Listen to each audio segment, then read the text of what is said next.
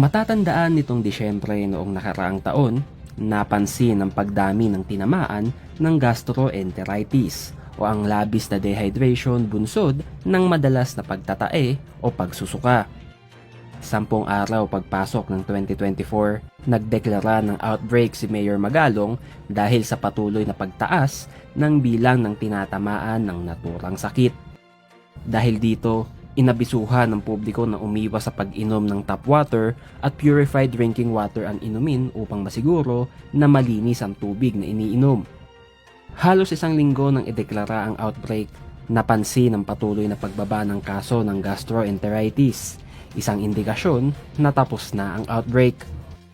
At sa pagpasok ng 2025, sinisigurado ni Mayor Magalong na tuloy-tuloy ang inspeksyon ng mga pinagkukunan ng tubig. Heightened yung ating pagbabantay at very strict kami ngayon in terms of sanitation.